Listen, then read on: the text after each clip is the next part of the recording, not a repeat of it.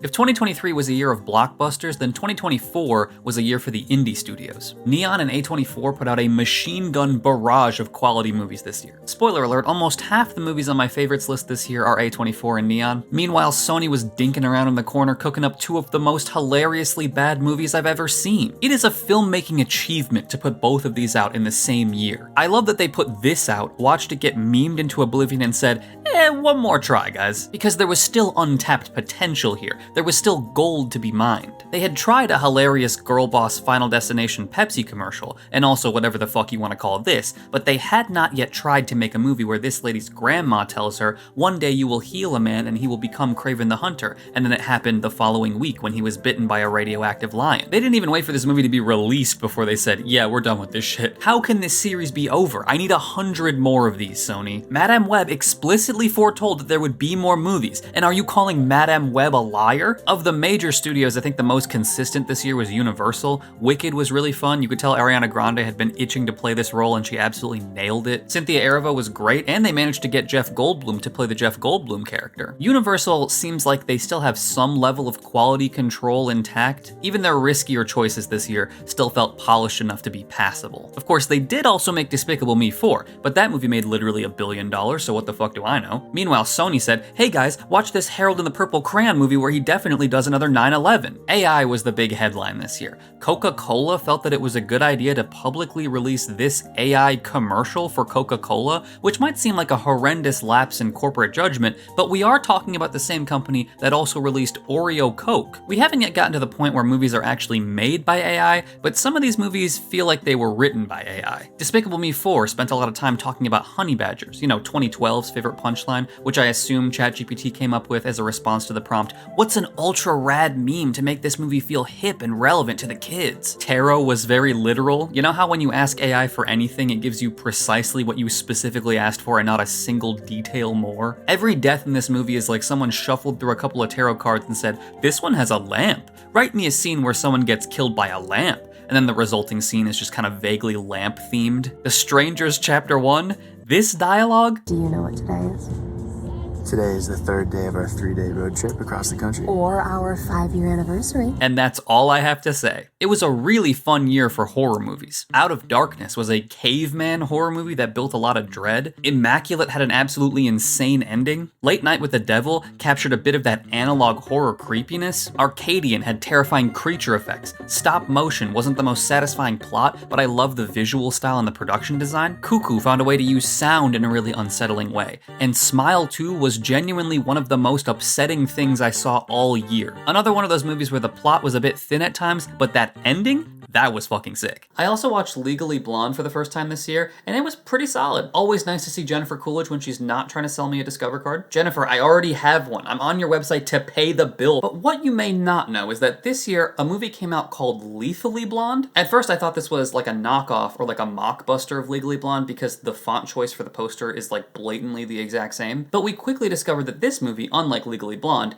is 100% fucking insane. The movie revolves around Jenny, a college freshman who gets involved with basically a cult, which was a pretty instant indication that this movie had nothing to do with Legally Blonde. This movie is available to stream on Tubi, which explains why most of the artistic choices make absolutely no sense. Johnny! It's so good to finally meet you. Why are we filming from so far away? They actually didn't hire these actors. Is this like wildlife photography that they just dubbed in audio Real over? conversation. Jenny starts failing chemistry, which is taught by Professor Van Dever, whose name makes it sound like he should be teaching defense against the dark arts. I hear Professor Vandiver's dating a student. Well, that's not good. So then her roommate is like, you should join my study group, Athena. Please ignore the fact that it is obviously a cult. So they go to the Athena house where everything is very pink. Come on over and meet Susan. Toby, what are you doing here? Is it racist to say that they all look exactly the same? No. The Athena gals make it very obvious right off the bat that they are trying to kill Jenny.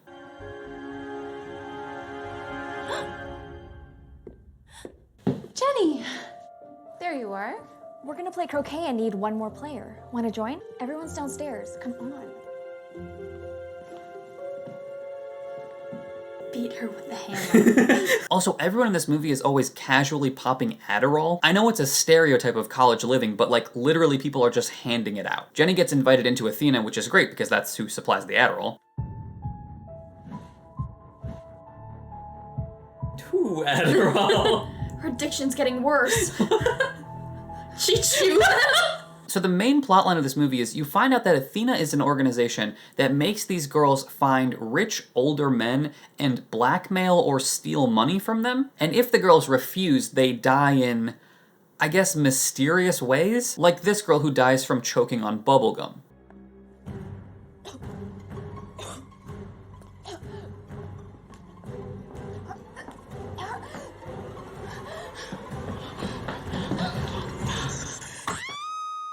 What? She fell so fast. And I think the implication is that the force of the bubble popping made her do like a backflip. Mysterious might have been the wrong word. They die in confusing ways. So Jenny's mom starts getting suspicious and she goes to talk to this museum curator whose granddaughter also joined Athena. She was so depressed before she went to college, and I was worried she was going to drop out. It was so difficult for her to meet people. I had the same fears about Jenny before. Before she joined Athena, I caught her stealing art from the museum and selling it. How did your she have security so lax that a college student was able to steal And also, shit from how did you? she have the resources to sell said stolen art? I love this man so much. I won't be shamed for having a strong libido at my age. In a movie full of half-ass performances, he's the only one who put 2 whole asses worth of performance in. I paid her off. I had to.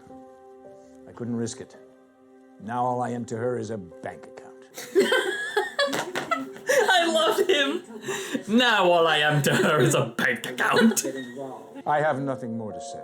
I have nothing more to say. He's so dramatic. I love Get out of here. The twist at the end is that it was the dean of the college who was the leader of Athena the whole time, and that the other Athena girls were just her loyal followers. I can't be the only one who gets my hands dirty. It's time for you all to step it up, so come on! Give them your best shot. What are you all waiting for? Why were they all doing this in the first place? Because they're addicted to Adderall?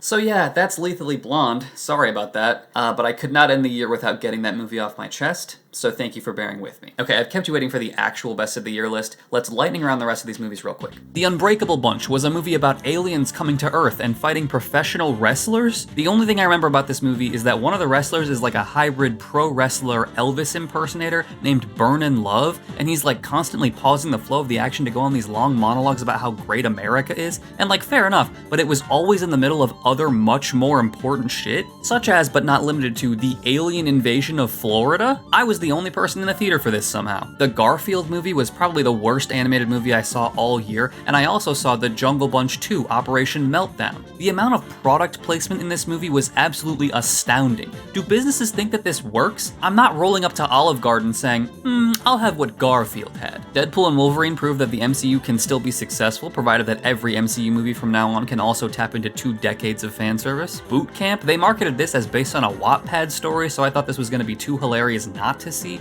but I actually ended up being pleasantly surprised by it. Just kind of a fun time and a cute story. Borderlands. It's been a while since I saw such little understanding of source material. It's been definitively proven that video game movies can be good and profitable. So the failure of this movie wasn't so much a video game movie curse as much as a horribly written movie curse. It ends with us, scariest theater audience of the year. When the director guy took his shirt off, the energy in that room was demonic. Trap, this was a movie where I got exactly what I paid for. Kind of a sick premise? Check. Surprisingly good songs within the concert itself? Check. Plot padded with needlessly confusing M. Night Shyamalan twists?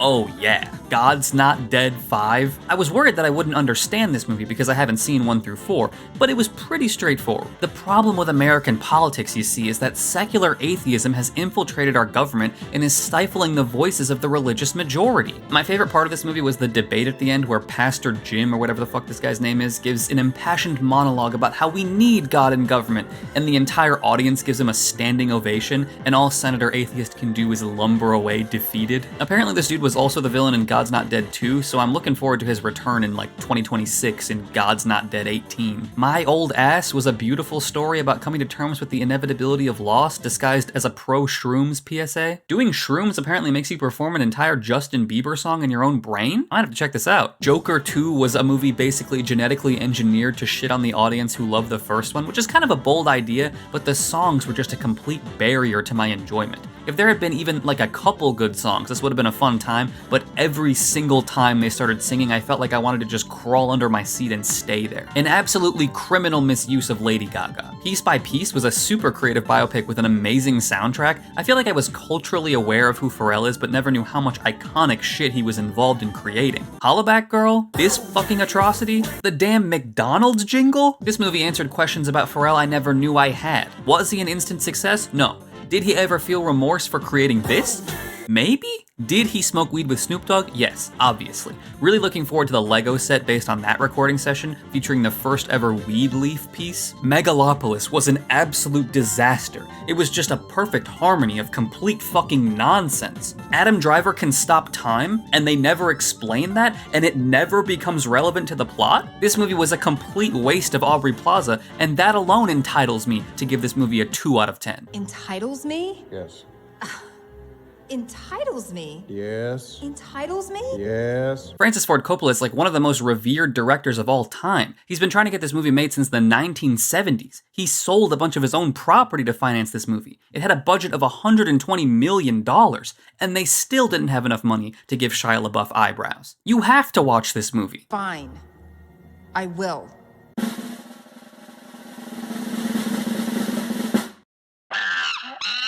Sometimes in an action movie, you want your protagonist to be just this unstoppable killing machine who can't take damage. John Wick, for example. When you watch John Wick, you want to see him dish out absolute devastation all the time. Monkey Man is like, what if he actually got the shit kicked out of him for like 3/4 of the movie? He dishes it out too at the beginning, but this dude gets beat down in the most brutal ways for an hour. But by doing that, you create this incredibly satisfying sequence when he finally does just go absolute monkey mode. When he spin kicked this dude in the head, I thought I became a monkey. The editing is sometimes a little jumpy, but this final sequence is the legendary smackdown perfect for a story with such a mythological tone. It also introduced my wife to Dev Patel, which was a critical blunder on my part.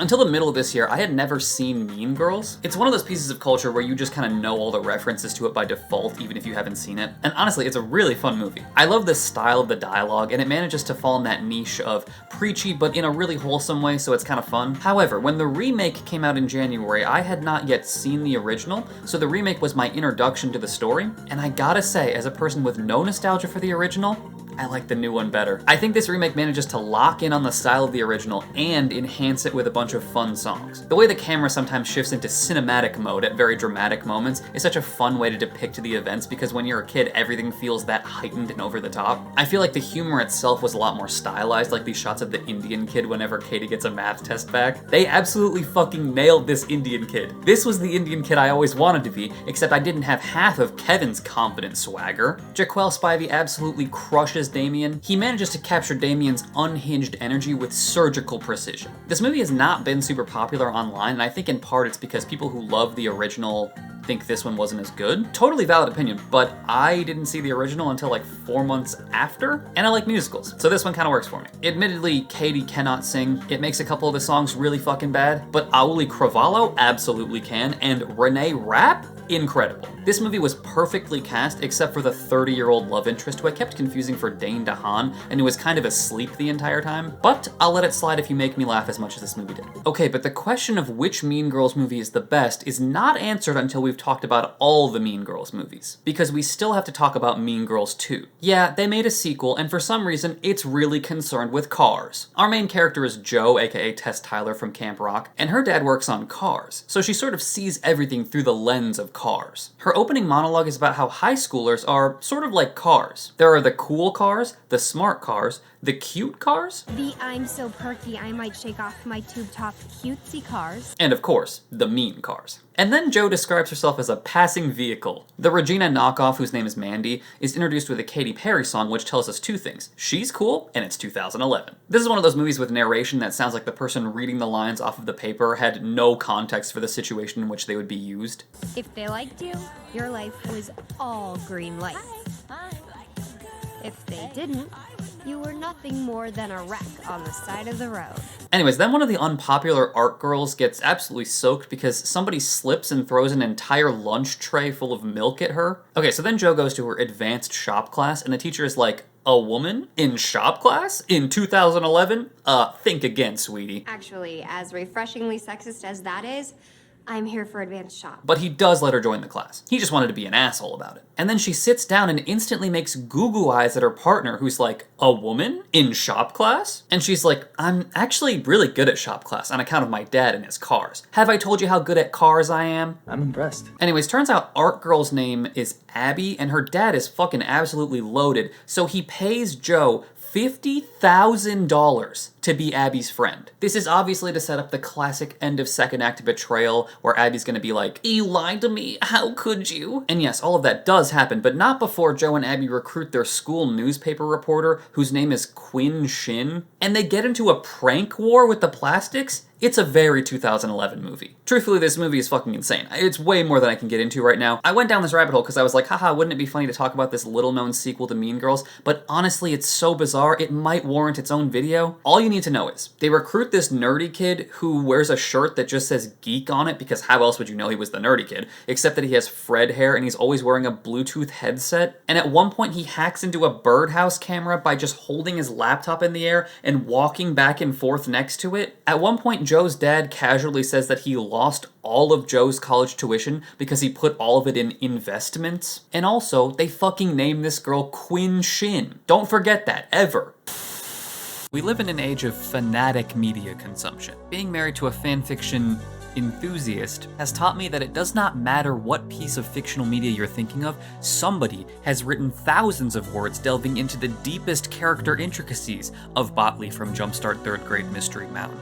And much of it is probably deeply erotic. Diapers? The internet lets people form these really niche, hyper-focused bubbles, so much so that I feel like a lot of very online people draw a lot of their personal identity from those bubbles. I Saw the TV Glow explores that link between fandom obsession and identity with psych horror undercurrents. It is definitely one of the weirder movies on this list, like it feels the most indie of any movie on here from a stylistic perspective. The dialogue has a lot of really long pauses, and for some reason there are 2 entire songs in this movie that really didn't need to be in there. The story it tells is incredibly bizarre, but the longer the movie goes on, the more those weird stylistic choices become integrated into the story. Some of the acting feels so stilted and unconvincing, almost amateurish, but then by the end, you're not sure if that's the movie failing or if that's a function of the characters being trapped in an alternate TV universe. The 2 entire songs are kind of confusing, but then you remember, hey, in the Pink Opaque, weren't there always 2 bands that played? Get the double lunch. The double lunch, exactly. Yup, I was just about to say that. The best way I can put it is that it would have been easy for a lot of the stylistic choices in this movie to be irritating, but they're woven in a way that ends up making them extremely interesting. Both times I watched this movie, I was struck by this moment of realization when Owen's breathing gets all ragged at the end after he's been told that he's buried alive and just moments away from suffocating in the Pink Opaque,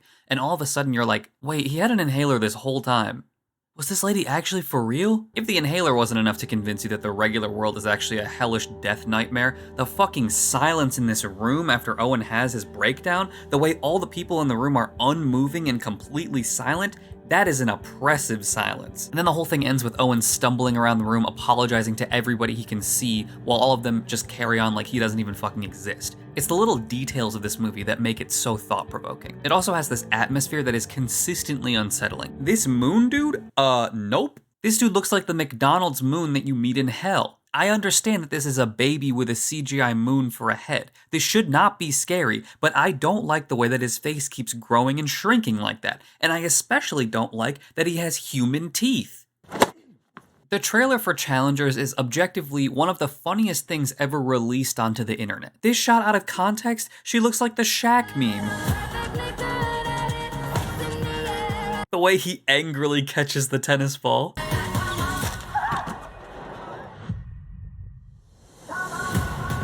Oh, years have passed. So I saw this and I said, holy shit, this looks terrible. I need to watch this. I roll up to the theater prepared to clown on this movie. Oh wow, it's like really non-linear. Structured in a very interesting way. Oh wow, the acting is like really good. Damn, the dialogue is really well written. And I remember somewhere in the middle of set 2 having this moment of sudden self-awareness like, oh shit, I am really invested in this movie. All the stupid ass stuff from the trailer is equally over the top and dramatic in the actual movie, but in context, when it's contained in a story told this stylishly, it totally works. It's got a lot of twists and turns, but it never feels like it's just making up drama to pad the plot. The thesis statement of this movie is tennis is a relationship, and that plays directly into its structure. Your understanding of each character and what's motivating them at any given time keeps pinging back and forth like a tennis ball. This one match underlies the entire story of Art and Patrick's relationship, and it hits you with an ending that is at the same time ambiguous and very satisfying. There are times when this movie's style gets the better of it. Every scene feels like it goes on for just a little bit too long. The music is sometimes spot on, and sometimes comes in at the wrong time and is so loud you can't tell what the fuck anyone is saying. But I walked into the theater expecting to laugh at this movie and walked out almost annoyed at how good it was. Most of the religious horrors of 2024 used religion as a set piece, as a mysterious, ritualistic background to a horror story. Heretic uses religion as the engine of its horror, as the brain of its story. Hugh Grant's performance as Mr. Reed manages to thread this needle between incredibly creepy and incredibly charismatic. Sophie Thatcher and Chloe East are both really good in this too, but Hugh Grant is the glue holding the whole thing together. There are so many monologues that would crumble under the weight of even a mediocre performance, but when he does it, he paints the movie's message so clearly. Normally when a movie spends so much of its time just telling you exactly what its point of view is, it can feel very forced and tedious, but when the subject is this interesting and the performance is so perfectly matched to the dialogue, the end result is something really captivating. I love this movie's examination of iterations, of the ways in which a lot of religious stories are interpretations and evolutions of pre-existing stories. When approached through the lens of divinely revealed truth, religion bores me. But examining the ways in which it reveals a lot about humanity's willingness to draw meaning from narrative is fascinating. I've always found it strange how easy it is to look at Greek mythology and say, well, of course, those are stories that they told themselves to explain things. It's art that speaks to their human experience.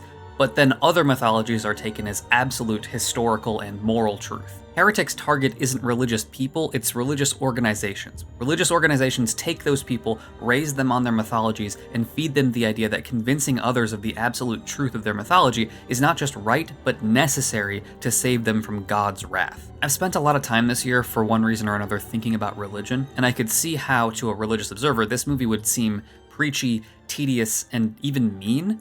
But for me, at the end of 2024, this movie was almost comforting. It was nice to hear someone else give voice to a lot of my frustrations, to hear someone point out the incoherence of the mythology of organized religions. If you're staunchly religious, maybe skip this one. Also, don't watch Conclave, or The First Omen, or Immaculate. Man, this was a bad year for y'all. But hey, at least you can watch this.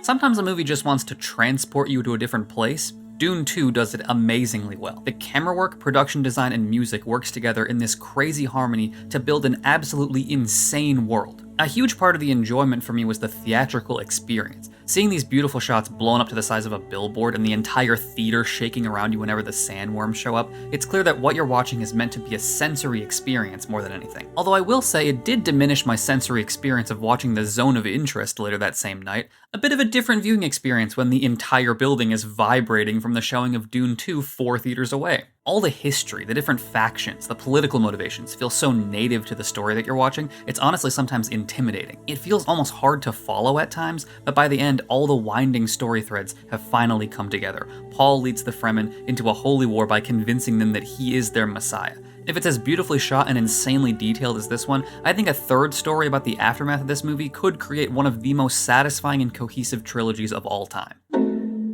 I saw Longlegs 3 times this year, and I can finally conclude it is very good. It wasn't the second coming of the horror messiah like the early YouTube reviews made it sound, but it's a movie that forces you to just bask in dread for 90 minutes, which is exactly the kind of horror that I like. I think the first time I saw this, I wanted it to be more logical, more structured like an investigation. I wanted to be presented with a mystery and see it solved in a satisfying and rational way, but that's not what this movie sets out to do. It wants to solve its mystery in a very supernatural way, and once you know that, it's a lot easier to enjoy it. The entire aspect of the dolls was something that came so far out of left field the first time, but on a repeat watch actually makes more sense than I gave it credit for. The twist involving Lee's mom is pretty easy to see coming, but that doesn't make it any less horrifying. All the little details, from the way that her house is overflowing with detritus that she just won't throw away, to the way that all the color has been kind of leached out of her face and hair, it gives you a real insight into the mind of a person who has been pretty much driven insane by 30 years of satanic murder. The problem with this movie, as I've said before, is that the whole thing centers very heavily on one very inconsistent performance. Nicolas Cage is at some points perfectly creepy and at others comically over the top. All the teasers seem to hype up how absolutely unhinged and extravagant his performance would be,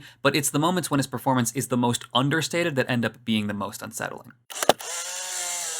I love a good mystery. I said it last year when we talked about A Haunting in Venice, but the fun of a mystery is that you sit down in the theater knowing there's a puzzle for you to solve and that you're being shown the pieces. And no movie set up its pieces better this year than Blink Twice. Two girls get picked up by a billionaire and his posse for a drugged up party on his private island. What could possibly go wrong? He's only obviously a murderer. Visually, this movie is absolutely incredible. The camera work feels very meticulous. A lot of the shots have a nice symmetry to them. I also love the color palette of the island and the outfits. All these vibrant colors really intensify the visual experience of watching this movie. Stylistically, this movie is also incredible. I love the way that as soon as they start taking drugs, everything starts to feel like a montage. The days just drift by in this endless stream of good times, and every now and then someone's facial expression or tone of voice feels out of place with the atmosphere of hedonism and luxury, but it quickly fades back into tranquility, and then all of a sudden they're just passing Jess's lighter around like usual, and Jess isn't there anymore. It's such an appropriately jarring moment that tells you, okay, now the really fucked up stuff can begin.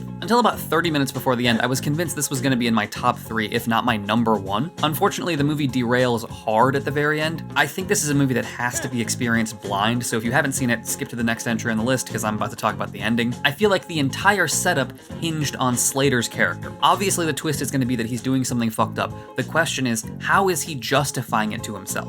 And the answer to that question feels like something this movie just never figured out. He does all this stuff and goes through all this intricate planning and setup because forgiveness is impossible, and then he screams, "I'm sorry," over and over for 30 literal seconds. Because? The movie drops a lot of hints about his childhood being full of abuse, so the solution could very well just be, well, he's a psychopath because of his trauma, but that's just not super satisfying as a character reveal. Like, is it possible that childhood trauma would make someone do all the things that Slater does in this movie? Sure.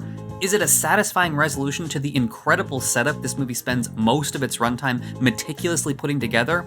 Not really, so Slater's ending doesn't make a ton of sense. What makes absolutely no fucking sense is the reveal that Frida had already been to the island. It is foreshadowed hard throughout the movie, but what is the significance of the fact that she had already been there? And also, how did she get away the first time? This reveal felt really tacked on. It felt like they wanted to have the Polaroids be important to the plot somehow because they're cool, so they kind of just invented a way to implement them, because also why the fuck is this dude taking pictures of the shit that they're doing? I complained a lot about this movie's ending, but what you really need to know is this movie is so high up on this list for a reason. Visually, this is amazing, and the slow burn setup was absolutely incredible. This is Zoe Kravitz's first time directing, so if this is a preview of what's to come, her next one is gonna go crazy.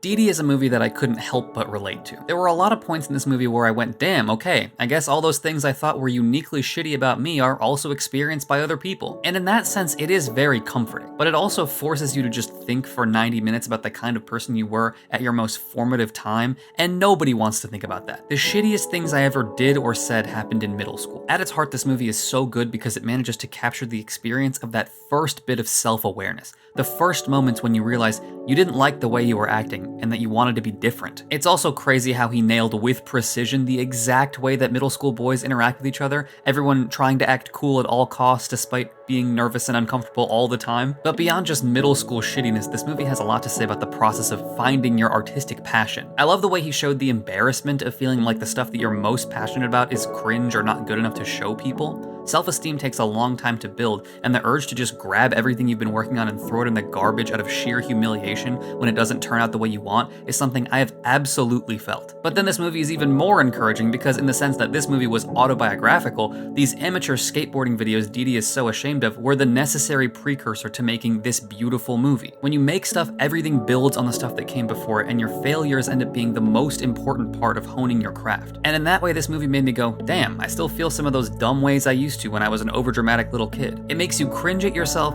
then comforts you. It makes you relate, but wish you didn't. I love this movie, and I never want to think about it again. Discussion about a second civil war has sort of ebbed and flowed for the past decade, but I remember during the first Trump presidency when I was at a pretty conservative college, hearing people almost rooting for another one. Alex Garland's Civil War is aimed directly at those people. I feel like a lot of people's issue with this movie was that it didn't go into any detail about the situation behind the war. Like, it tells you nothing about the motivations behind each warring faction. It's not as much concerned with showing you how a civil war would happen in the United States as it is with portraying what that war would look and feel like to live in. Sometimes the action is focused on one faction, like in the final sequence as they move through Washington, D.C., but a lot of times the people doing all these fucked up things aren't really concerned about what side people are on. It's an excuse for people who already wanted to be fucked up. The more videos I make, the more interested I get in cameras and photography, and this movie tapped into that interest in multiple ways. I mean, first of all, the camera work itself is beautiful. There are so many images in this movie that are really striking, but focusing the story around photojournalists also made me think about their role in capturing images of horrific stuff. In the US, we have a pretty active news media and we constantly see images of tragedies, but I never really stopped to think about the people whose job it is to go experience those tragedies and try to capture the situation in a still image. Once you start asking yourself those questions, you can't stop.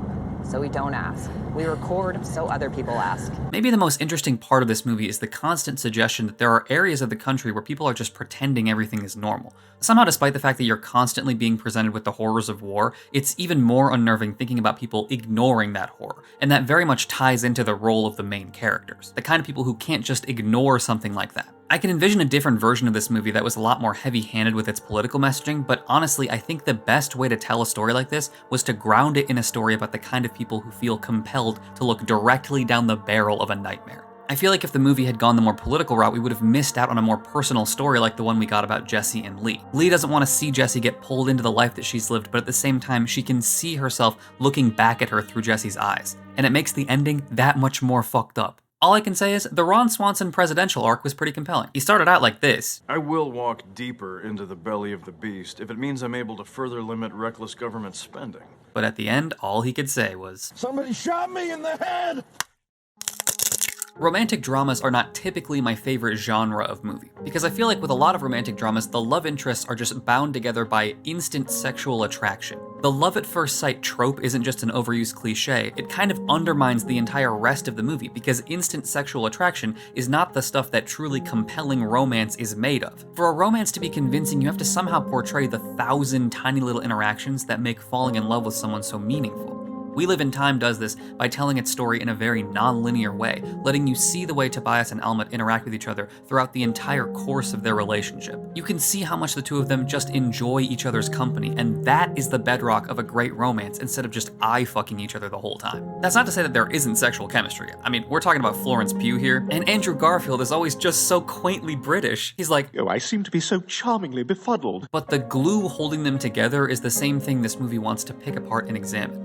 Time. Days upon days worth of tiny little moments is the joy of true love. And once you build a relationship this convincing, making the audience absolutely sob is easy. I cried like this in a crowded theater, and the movie was just too good for me to be even slightly embarrassed. I stumbled out of that theater and into the bathroom like I had been pepper sprayed. Every aspect of this movie works together in perfect harmony to make it absolutely heartbreaking. The performances are phenomenal. The soundtrack, despite being very understated, packs a lot of emotional power, and so you end up with so many scenes where just a few faint notes and a slight facial movement lets you see directly into these characters' hearts.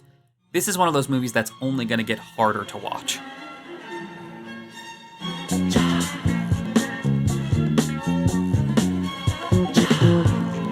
Throughout the 2010s, American culture really put a critical eye up to the prism of identity. A lot of identity groups had been stifled in the cultures of the past, and it was time to change that. This led to beautifully written films like these ones, and brilliantly written dialogue like this. We did it, guys. We really did it. Actually, it's girls. The duality on display here is a clash between two different notions of identity. Representation, the principle that we should be able to see and enjoy all identities and cultures and perspectives in the art that we consume, and tokenization, the idea that identity is a currency to be cashed in with a guilty audience. To me, the perfect crystallization of this was in 2018 when the Academy nominated this for Best Picture. Best Picture? This wasn't even the best Marvel movie of 2018. But lo, the adoration and fawning praise from critics over this movie about how it was a a groundbreaking achievement that was so necessary for our time, when the movie itself was by and large just another decent, disposable, perfectly enjoyable superhero movie. As we've moved into the 2020s, it seems like audiences have started to respond less and less to the guilt-driven tokenization of identity, and American fiction felt like the last nail in the coffin. American fiction feels the sharpest when it's talking about our culture's idea of what a diverse story has to be. Guilty corporations think that the mere presence of a minority character will transform something into a diverse story. This idea of haphazardly slapping a sticker of identity onto a movie is no better illustrated than the constant race bending of existing characters. You'll find a lot of incel rage on YouTube about race bending, so I need to be very clear about this. I think there are certain characters for whom race bending makes sense.